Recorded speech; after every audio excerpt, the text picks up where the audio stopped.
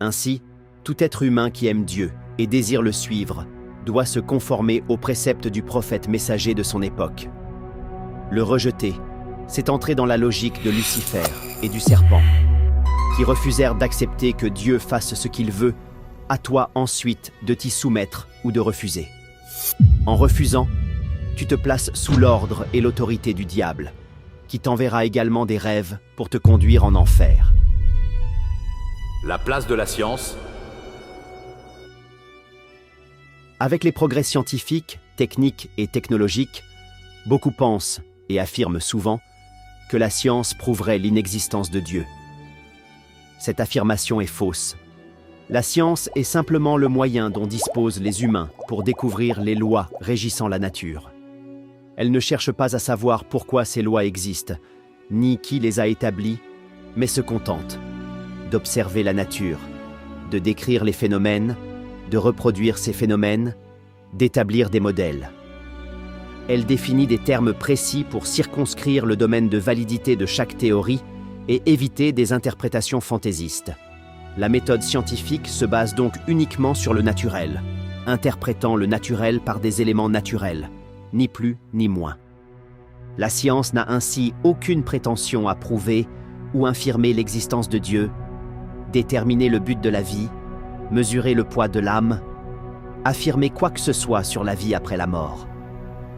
Simple et naturelle, elle évite toute affirmation surnaturelle, se limitant aux explications que le monde physique peut apporter sur lui-même. Contrairement à sa mère, la philosophie, qui défend des idées, c'est-à-dire des esprits. La philosophie ne s'appuie que sur la logique subjective du philosophe. Elle constitue donc clairement une alternative à Dieu, puisqu'elle ne se fonde pas sur la parole divine et reste purement spéculative. Un nouveau langage à apprendre. Avant d'aborder cette partie, il était nécessaire de traiter les précédentes, car, comme mentionné plus haut, les révélations proviennent nécessairement soit de l'Esprit de Dieu, soit de l'esprit de l'alternative, c'est-à-dire du diable. Les révélations qui te sont données sont codées pour ton âme. Cela signifie que ton vécu, ton histoire, tes peurs, tes passions, tes amours, tes considérations et toute ton identité en constituent l'alphabet.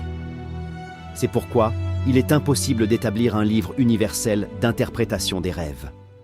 Deux personnes peuvent voir exactement la même chose, mais en avoir des interprétations diamétralement opposées, car ces visions sont codées sur des alphabets différents. Voici quelques exemples. Exemple 1, Maya et Hortense. Maya a une culture religieuse. Elle a lu la Bible, un peu le Coran et les livres du prophète Kaku Philippe. Hortense est une ancienne otaku. Elle a lu des mangas, des webtoons et des light novels. Elle a regardé énormément d'animés. Récemment, elle s'est intéressée aux questions religieuses et spirituelles, mais reste très hésitante. Les deux femmes font exactement le même rêve. Un dragon me dit « Je t'aime, il faut que tu viennes à moi ». C'est exactement le même rêve, mais Maya comprend que Satan est en train de la tenter et lui faire des yeux doux. Tandis que Hortense ne sait pas trop comment interpréter cela. Alors qu'elle a eu l'habitude de lire les mangas et webtoons, dans lesquels les dragons sont des créatures extrêmement puissantes, qui ne trahissent pas leurs paroles et qui possèdent un amour éternel. Dans le rêve d'Hortense, c'est Dieu qu'elle a vu lui montrant qu'elle n'a pas à être hésitante. Le même rêve, mais des significations complètement opposées. Exemple 2, Rodrigue et Aldric. Rodrigue est chef de chorale dans son église. Il lit la Bible 3 fois par jour, prie et jeûne régulièrement. C'est un chrétien fervent qui s'évertue de suivre la Bible. Aldric mène une vie charnelle. Il enchaîne les conquêtes amoureuses, fréquente les bars et les maquis. En somme, c'est un homme du 21e siècle, sans aucune préoccupation spirituelle ou de vie après la mort. Les deux hommes font le même rêve.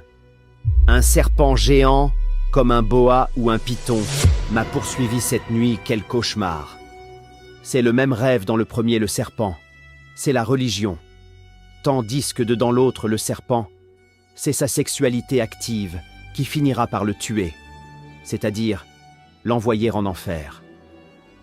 Comme tu peux le constater, les rêves sont codés en fonction de ton vécu personnel. Il est donc inutile de chercher une signification universelle à un symbole, car sa signification variera selon la personne et selon le rêve. Mais le don d'interprétation des songes et visions te permettra de comprendre ce que Dieu t'a dit. Nous aborderons ce sujet plus en détail ultérieurement. Comme ton vécu est utilisé pour coder tes révélations, les gens que tu vois en rêve et que tu connais n'apparaissent pas là par hasard. Une personne A peut t'avoir marqué d'une certaine manière par son comportement. Si tu vois cette personne en rêve, soit cela se rapporte à elle-même, soit à une autre personne qui aura le même comportement vis-à-vis de toi. Et en fonction du rêve, tu sauras comment réagir. Mais de façon générale, si les animaux t'attaquent, ce n'est pas bon signe pour toi. Si ta mère ou ton père ou un membre de ta famille t'attaque ou sont des sorciers, cela se réfère à ton église, ta mosquée, ta synagogue et les membres religieux de ton assemblée. Pas à ta famille biologique. Note bien ceci. Si les phénomènes naturels apparaissent inversés dans tes rêves, c'est un signe que ta logique s'oppose à la volonté de Dieu et que tu es sur la voie de l'enfer. Par exemple, si dans ton rêve le soleil se couche à l'est et se lève à l'ouest, comme dans les révélations du prophète Muhammad, ou si une rivière, dont tu connais le sens d'écoulement dans la réalité, coule en sens inverse dans tes révélations, alors c'est le signe que ta logique est en contradiction avec la volonté divine. Dieu peut alors utiliser ces éléments naturels qui te sont familiers pour t'en avertir. Mais avant de continuer, un terme très important à retenir, la divination, qu'on appelle aussi l'esprit d'Abraham Mazel ou l'esprit de Python. Cela survient quand ta moralité diffère de l'esprit du message apporté par le prophète messager de ton temps. Ici, esprit est écrit avec une minuscule pour désigner la moralité. Si ta moralité est plus permissive que la moralité et les vertus défendues par le message du prophète de ton temps, alors tu es dans l'esprit de la divination. Par exemple, Dieu peut te donner un rêve où tu portes des vêtements moulants. Dans la vraie vie, tu pourrais considérer que Dieu veut que tu achètes cet habit-là, alors qu'il te disait le contraire. Le diable peut aussi te donner ce rêve pour te tenter. Mais comme ta moralité de base n'est pas en accord avec l'ordre établi par Dieu en ton temps, tu seras séduite. Tout commence par tes convoitises.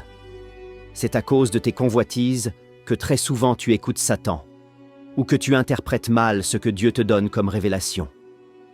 Mais tu peux aussi ne jamais te rappeler d'un rêve, ou dormir très profondément, ou faire de nombreux rêves qui te fatiguent. 3, 4, 5 songes en une même nuit. Ce sont des signes qui montrent que tu n'es pas dans une bonne disposition spirituelle. Il y a aussi les supports de divination qui donnent des rêves flous et qui n'ont pas de sens évident. D'abord, le fait d'être en dehors du message de ton temps est un support de divination. À cela, il faut ajouter d'autres supports comme l'Internet, le péché, les films et séries, les dessins animés ou même les fictions à caractère de magie et de divination. Trop rêver n'est pas bon signe. Comme ne pas rêver ne l'est pas non plus. Ne pas rêver signifie que tu es mort spirituellement. Dieu ne trouve même plus nécessaire de te parler. Maintenant, comment comprendre un rêve? Il y a 7 dons d'interprétation des rêves. C'est le don d'interprétation des rêves qui te dira ce que tu as vu. Mais cela n'enlève pas le fait que tu doives réfléchir sur le rêve que tu as vu. Si tu peux demander de l'argent, la santé ou un mari, tu pourras aussi demander l'un de ces dons à Dieu. Et Dieu, qui est juste, t'en donnera. Le premier don te permet de voir plusieurs fois le même rêve sous des aspects différents. Tu peux aussi voir qu'une partie du rêve, et autre jour la suite, du rêve que tu as vu. Le deuxième don est que pendant que tu médites ou qu'une personne te raconte son rêve, ton esprit s'ouvre sur l'interprétation. L'interprétation se déroule comme un rouleau dans ton esprit. Troisième don. L'interprétation d'un rêve te vient soudainement, comme une intuition ou une information déposée dans ton esprit. Tu sais que cela ne vient pas de toi. Et tu peux même douter ou oublier cette interprétation si tu ne l'écris pas immédiatement. C'est comme recevoir une parole de connaissance. Quatrième don. À ton réveil ou dans un léger sommeil, tu as une vision rapide ou un flash qui t'aide à comprendre ton rêve. Tu ne sais pas si c'est une vision un rêve ou ton imagination. Mais cela t'éclaire sur la signification du songe. 5e don. Tu réalises que ton rêve est littéral et n'a pas besoin d'interprétation. Un événement réel, passé ou futur, te fait comprendre que ton rêve était une prémonition ou une révélation directe. L'accomplissement du rêve est son interprétation. 6e don. Dans un rêve, tu cherches ou reçois l'interprétation d'un autre rêve ou vision. Soit tu l'interprètes toi-même dans le rêve, soit quelqu'un d'autre te donne l'interprétation. Tu te réveilles alors avec la compréhension du songe. 7e don. Quand quelqu'un te raconte un rêve ou une vision, tu vois la même scène en vision, mais avec plus de détails. Cela peut arriver sur le moment ou plus tard dans un rêve. Ces détails supplémentaires t'aident à expliquer le songe ou la vision de la personne. Que retenir ? Les rêves et visions sont très importants pour notre marche vers Dieu et pour nos souffrances charnelles. Le rêve peut te donner une orientation, la solution à ton problème ou une mise en garde de Dieu. La révélation est supérieure à Internet. Même un rêve de Satan est permis par Dieu.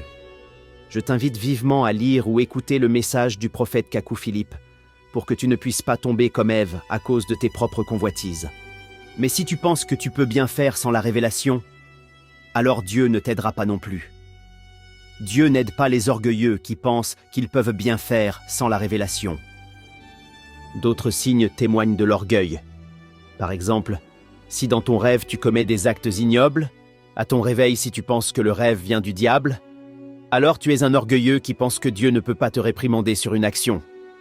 Peu importe la gravité de l'acte que tu commets, cet acte traduira nécessairement une mauvaise action de ta part.